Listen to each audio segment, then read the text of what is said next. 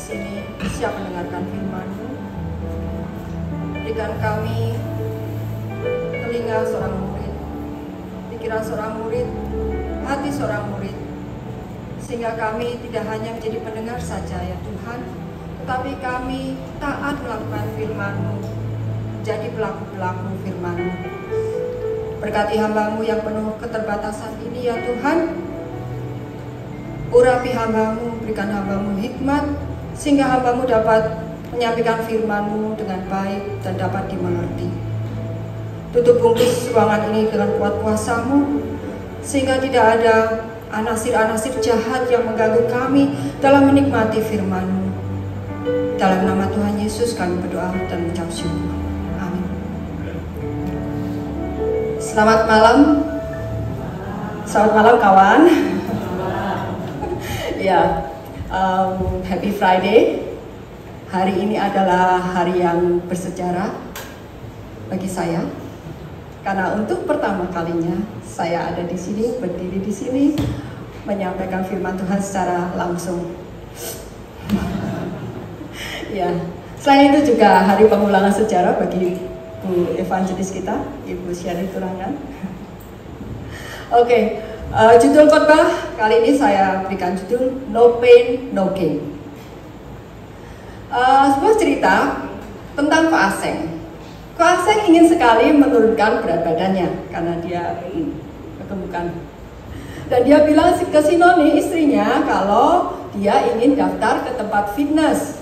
Tentu saja si Noni istrinya mendukung keinginan dari suaminya. Ayo kok ke tempat fitness ya. Terus keesokan paginya dengan semangat Ko Aseng memakai baju olahraga dan langsung ke tempat fitness. Sesampai di sana sambil menunggu untuk mendaftarkan diri, Aseng melihat-lihat suasana di fitness center tersebut. Dilihatnya sebuah tulisan di dinding, No Pain No Gain. Wah, begitu melihat tulisan itu, Aseng langsung membatalkan niatnya untuk mendaftarkan diri dan langsung pulang ke rumahnya. Sampai di rumah tentu saja si Noni istrinya heran. Loh, kok sudah pulang sih ya? Kok nggak kelihatan habis olahraga? Kok sudah pulang sih kok? Iya nih, kok nggak jadi daftar ke tempat fitness? Loh, kenapa? Iya, Koko ini kan pinginnya menurunkan berat badan toh. Masa di tempat fitness itu motonya no pain no gain. Koko ini kan pengennya loss bukan gain. Langsung si Noni itu puji dan ternyata Ko Aseng gagal paham mengenai no pain no gain itu. Sebenarnya apa sih arti no pain no gain itu, saudara? Itu adalah sebuah idiom yang menurut kamus Merriam-Webster, saya bacakan ya. Artinya, it is necessary to suffer or work hard in order to succeed or make progress. Atau dalam bahasa Indonesianya, perlu untuk menderita, sengsara, atau bekerja keras untuk berhasil atau membuat kemajuan. Makna dari no pain no gain ternyata ada loh di Alkitab. Saudara tahu kitab apa? Kalau yang bisa tebak dapat 2 potong kue. Ternyata ada di kitab Roma. Mari kita baca Roma pasal 5 ayat 1 sampai 5. Saya bacakan ya. Sebab itu kita yang dibenarkan karena iman, kita hidup dalam damai sejahtera dengan Allah oleh karena Tuhan kita Yesus Kristus. Oleh Dia, kita juga beroleh jalan masuk oleh iman kepada kasih karunia ini. Di dalam kasih karunia ini kita berdiri dan kita bermegah dalam pengharapan akan menerima kemuliaan Allah. Dan bukan hanya itu saja, kita malah bermegah juga dalam kesengsaraan kita. Karena kita tahu bahwa kesengsaraan itu menimbulkan ketekunan. Dan ketekunan menimbulkan tahan uji. Dan tahan uji menimbulkan pengharapan. Dan pengharapan tidak mengecewakan. Karena kasih Allah telah dicurahkan di dalam hati kita oleh Roh Kudus yang telah dikaruniakan kepada kita. Amin. Saudara, kitab Roma pasal 5 ini konteksnya adalah tentang orang-orang yang sudah diselamatkan, alias orang Kristen, alias pengikut Kristus, alias orang yang telah dibenarkan di dalam iman. Bisa saudara lihat di ayat yang pertama. Istilah dibenarkan karena iman oleh karena Tuhan kita Yesus Kristus adalah menunjuk kepada orang Kristen. Dan apakah keberhasilan sebagai orang Kristen, sebagai pengikut Kristus? Saudara bisa lihat di ayat yang kedua, di bagian terakhir, yaitu pengharapan akan menerima kemuliaan Allah. Luar biasa, kemuliaan Allah, kemuliaan yang kekal, kemuliaan yang luar biasa. Itu adalah goal kita, sasaran terakhir kita sebagai orang Kristen, sebagai pengikut Kristus. Tetapi sekali lagi, no pain, no gain. Prosesnya harus melalui penderitaan atau kesengsaraan di dunia ini. Tentunya timbul pertanyaan, ya kan? Mengapa penderitaan atau kesengsaraan diperlukan? Yang pertama, kesengsaraan menimbulkan ketekunan. Kita lihat di ayat ketiga, ya, di bagian terakhir. Kesengsaraan itu menimbulkan ketekunan. Kata kesengsaraan berasal dari kata tlipsesin atau tlipsis, yang dalam bahasa Inggrisnya berarti tribulation, yaitu suatu tekanan karena penderitaan sehingga menimbulkan perasaan seperti tidak ada jalan keluar. Tapi kenapa kesengsaraan justru dapat menimbulkan ketekunan? Ya kan? Pernahkah saudara menonton film silat atau film kungfu? Ada yang belum pernah menonton film silat atau kungfu? Biasanya alur ceritanya adalah diawali dengan tragedi, ya kan? Tragedi seperti keluarganya dibunuh atau gurunya dibunuh, ya, suatu kesengsaraan.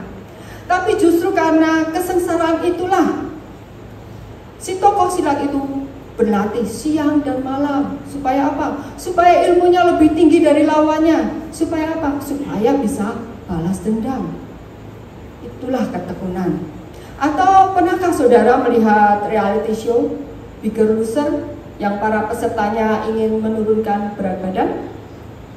Mereka diteriaki dengan kata-kata yang menyakitkan. Bahkan trainer mereka berteriak di depan muka mereka sampai ada yang menangis. Tetapi justru karena itu mereka berlatih dengan tekun. Supaya apa? Supaya tujuan mereka tercapai, yaitu berat badan turun. Jadi kesengsaraan atau penderitaan itulah yang menumbuhkan motivasi untuk memacu timbulnya ketekunan. Tekun berlatih, tekun berolahraga, ya kan? Izinkan saya bertanya, situasi yang bagaimana yang membuat saudara tekun berdoa? Saat saudara sakit atau saat saudara sehat? Saat saudara susah atau saat saudara senang? Saat saudara gagal atau saat saudara sukses? Saat saudara dalam pergumulan dengan masalah atau saat saudara sedang tidak ada masalah? Saudara boleh tidak menjawab pertanyaan saya, tetapi saya yakin 90% rata-rata manusia termasuk saya lebih tekun berdoa waktu menderita. Sebab apa? Sebab penderitaan menghasilkan, sekali lagi, ketekunan. Contohnya ya, coba saudara bayangkan saat saudara naik lift, ya. Saat pintu terbuka, saudara masuk ke lift itu, mungkin ada beberapa orang di situ. Kalau saudara kenal ya saudara ngobrol, kalau enggak ya paling saudara menganggukkan sambil senyum, sambil menyapa selamat pagi, selamat sore, gitu aja sih. Setelah pintu lift tertutup, saudara tekan tombol lantai mana yang akan saudara tuju, ya kan? Saya yakin saat itu saudara pun tidak akan berdoa. Saya pun juga begitu. Rata-rata orang pasti juga begitu ya, naik lift masa berdoa dulu ya. Rata-rata enggak sih. Nah terus sampai di lantai 10 tiba-tiba liftnya mati. Waduh, suasana gelap, mati lampu, hanya lampu emergency yang nyala. Aduh, tolong, pasti ya. Pasti saya juga bilang, tolong Tuhan, tolong, sambil berdoa, ya kan? Ya, orang pasti begitu reaksinya. Nah, setelah berdoa ternyata tidak ada jawaban nih. Tiba-tiba malah liftnya tambah ada goncangan. Aduh, tambah takut nih ya. Tambah tekun berdoa, ya Tuhan, tolong Tuhan.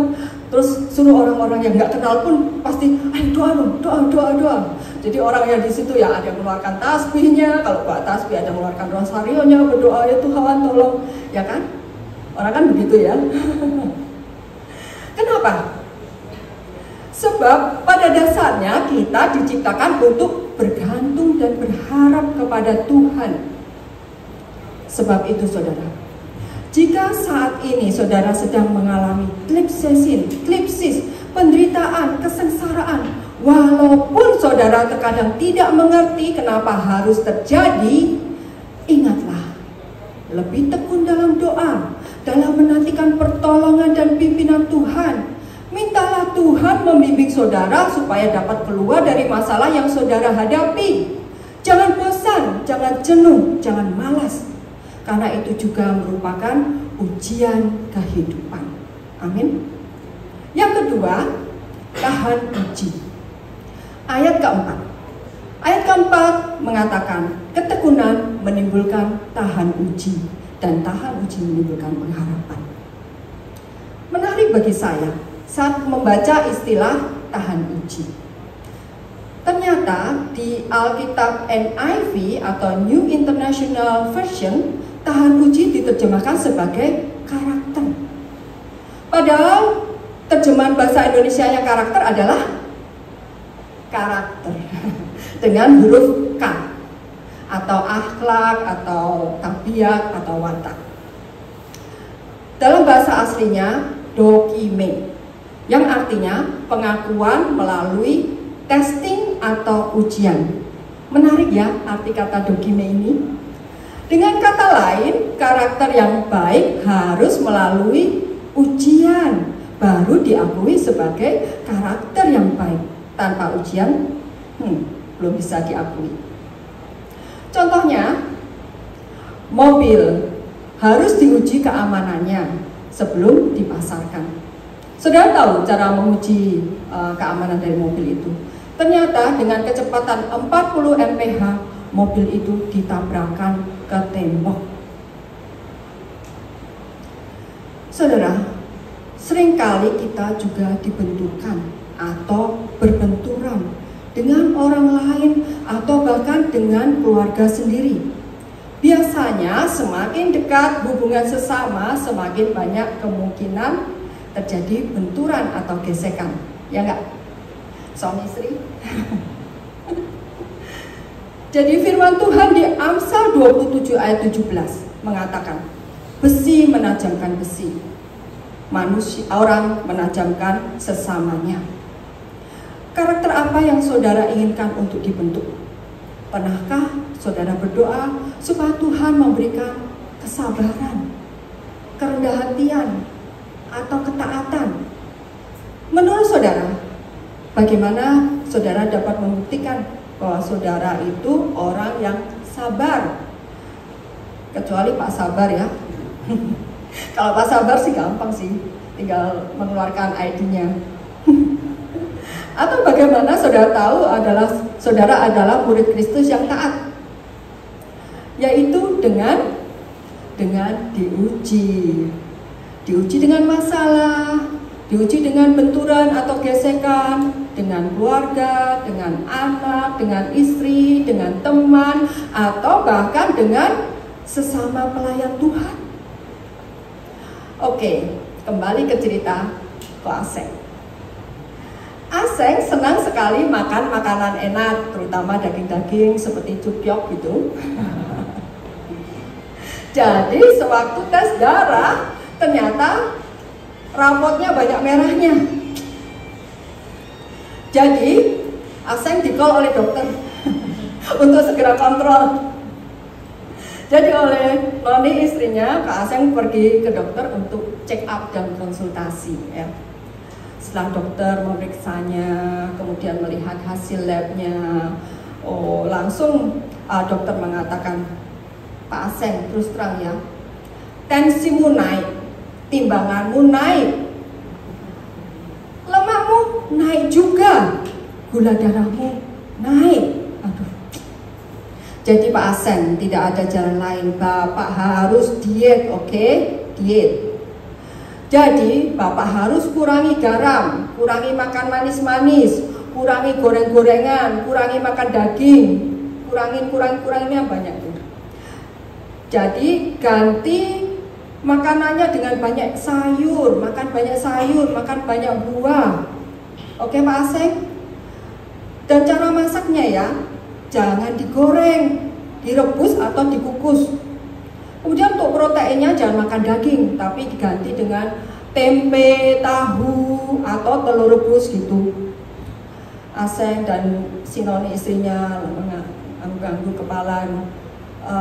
Ada pertanyaan Pak Aseng? Tanya si dokter. Gini dok, kalau saya makanan yang dokter sarankan nih, apa tensi saya bisa turun dok? Oh, saya jamin 2 minggu berikutnya Pak Aseng kembali ya untuk kontrol. Jadi mulai hari itu si Noni memasakkan masakan khusus buat suaminya. Sayur rebus diberikan sedikit garam, telur rebus, tempe rebus, semua yang direbus-rebus. 2 minggu. Tapi untuk si Noni dan anak-anak, Noni seperti biasa memasakkan masakan seperti biasa, kesukaan mereka tentunya. Seperti cupiok, empal, sate. Kadang-kadang telepon Lisa buatin sate dong. Wah, gitu. Wah, sedangkan Aseng strict, gak boleh makan makanan yang begituan ya. Sehingga tidak jarang si Aseng pengen mengambil makanan yang lain. Wah, tentu saja si Noni marah nih. Kok Aseng? No. Waduh, menderita Aseng. Tepat 2 minggu, Aseng kembali ke dokter.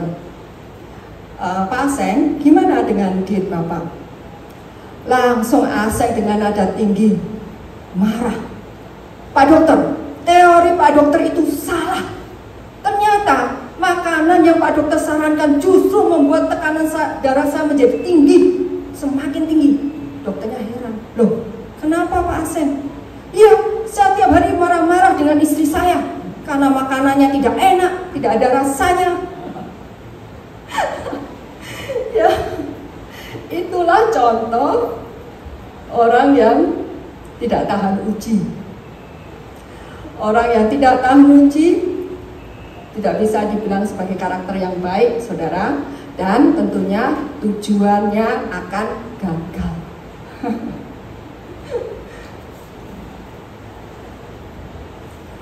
Saya mempunyai grup di WA yang namanya Tim Pelin Plan.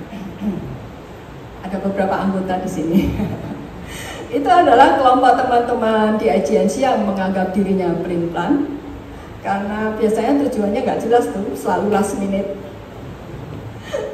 Nah, diberi tugas oleh Pak Edi untuk mencari tempat retreat, dan rencananya hari itu mereka akan survei di Timakola.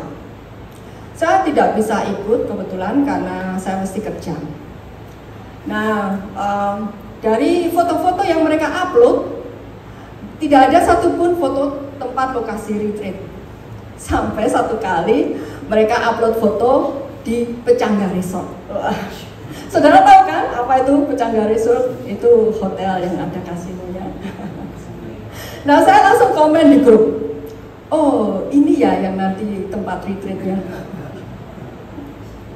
Mengharap. Langsung Pak Humphrey komen, bukan, terlalu riski.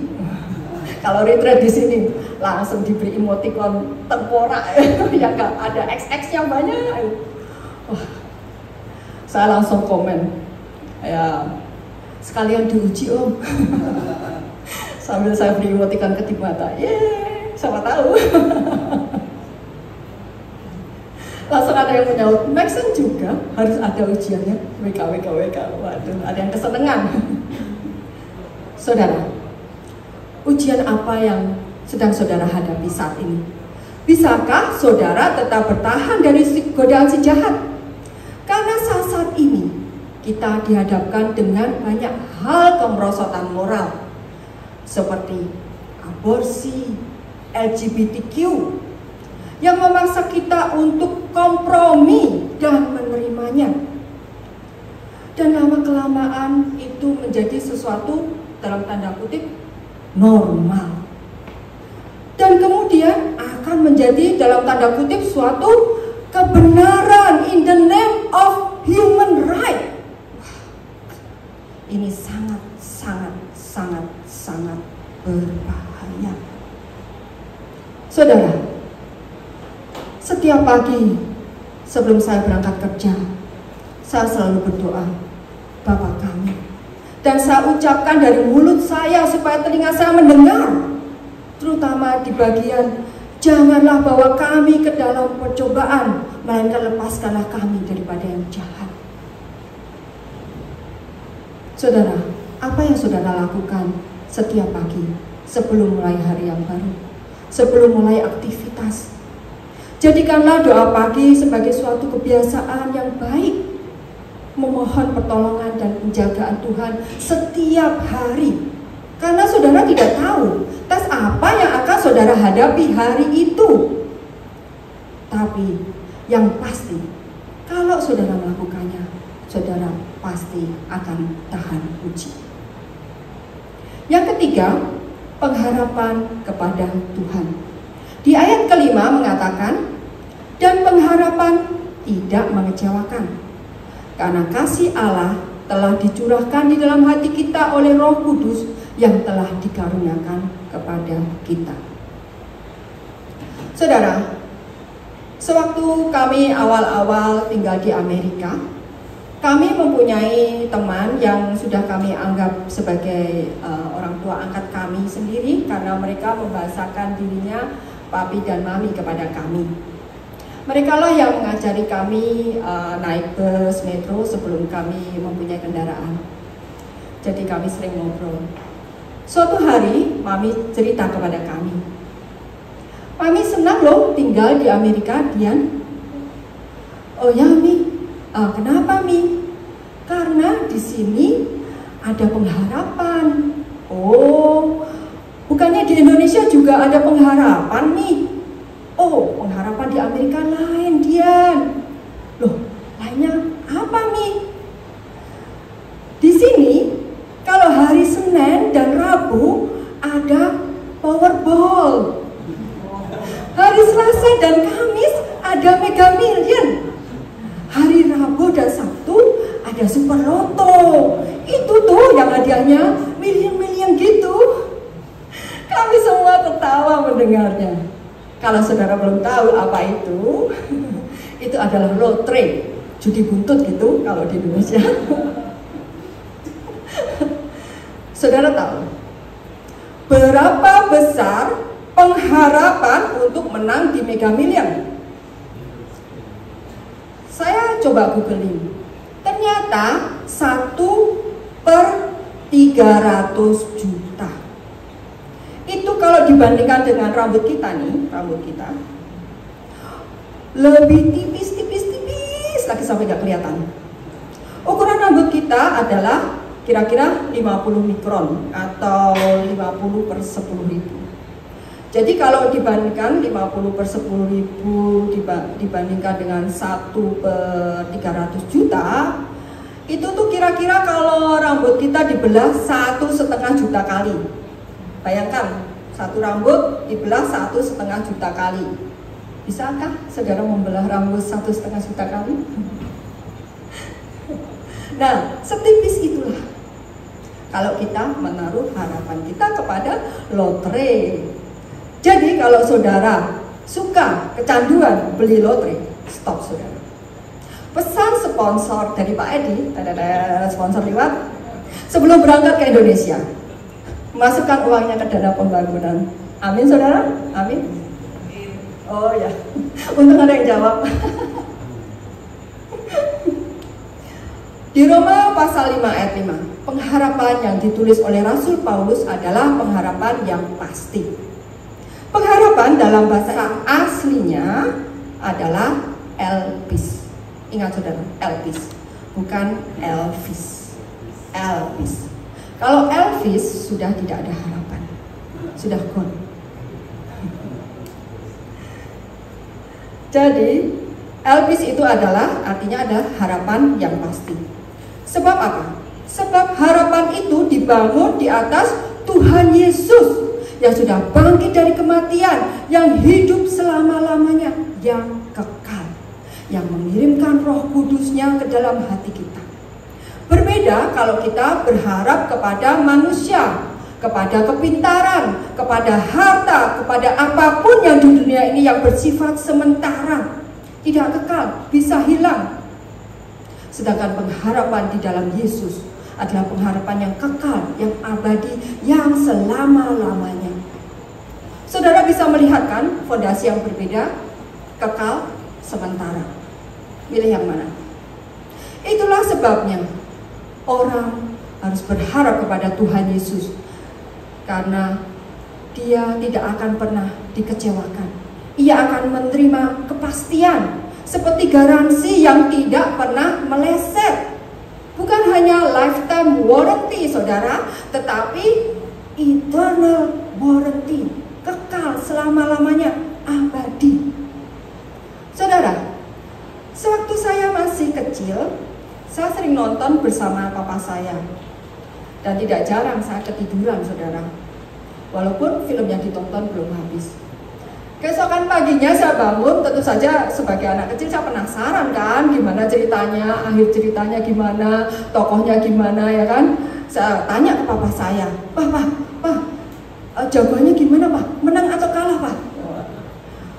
Papa saya langsung menjawab gini, mati. Waduh, kecewa saudara, kok mati sih Pak? Kan jagoan kok mati? Papa saya dengan ketawa menjawab, ya kan namanya manusia, pada akhirnya kan pasti mati ya kan. Waduh Papa. Ya, itulah saudara. Izinkan saya bertanya, kepada siapakah saudara berharap selama ini? Kepada manusiakah yang seringkali mengecewakan? Sejago apapun, sekaya apapun, sepintar apapun, ingatlah saudara, hanya kepada Tuhan Yesus satu-satunya juru selamatlah kita berharap. Karena kita percaya bahwa pengharapan di dalam Tuhan Yesus tidak mengecewakan. Ini adalah challenge kita saudara. Kalau selama ini saudara bersandar atau berharap kepada manusia, kepada harta atau apapun di dunia ini yang bersifat sementara, bertobatlah saudara, berubahlah. Mulai hari ini, mulai malam ini, serahkanlah seluruh hidupmu, bangun seluruh hidupmu di atas pengharapan yang sejati. Ibarat fondasi bangunan yang kuat, yang tidak akan roboh, yaitu Tuhan Yesus Kristus yang sudah mati, yang sudah bangkit, yang naik ke surga, yang kelak akan datang sebagai raja di atas segala raja, sebagai hakim di atas segala hakim. Dan selama hidup di dunia ini, bahkan sampai selama-lamanya, kita disertai oleh Roh Kudus yang menguatkan, yang menolong, yang memberikan kita kekuatan dalam menghadapi tes kehidupan. Mintalah kepekaan, dengar-dengaran terhadap suara Roh Kudus, dan mentaati pimpinannya. Maukah saudara? Sebagai penutup, saya ingin mengajak kita menyanyikan lagu Saya Mau Ikut Yesus. Biarlah kita menjadi pengikut Yesus yang setia, walaupun harus menderita di dalam dunia ini. Karena tujuan kita adalah menerima kemuliaan Allah, kemuliaan yang bersifat kekal selama-lamanya. Sekali lagi, no pain, no gain. Amin saudara. Saya mau ikut Yesus. Saya mau ikut Yesus. menderita di dalam dunia ini, tetap saya mau mengikut Yesus. Saya mau ikut Yesus. Benar saudara? Saya mau ikut Yesus sampai selama-lamanya. Sekali lagi, saya mau ikut Yesus. Inilah janji kita. Saya mau ikut Yesus. Saya mau ikut Yesus sampai selama-lamanya. Meskipun saya susah, tunjuk diri kita saudara, menderita dalam dunia. Saya mau ikut Yesus sampai selama-lamanya. Saya mau ikut Yesus. Saya mau ikut Yesus. Saya mau ikut Yesus sampai selama-lamanya. Meskipun saya susah, meskipun saya susah, menderita dalam dunia, menderita dalam dunia. Saya mau ikut Yesus sampai selama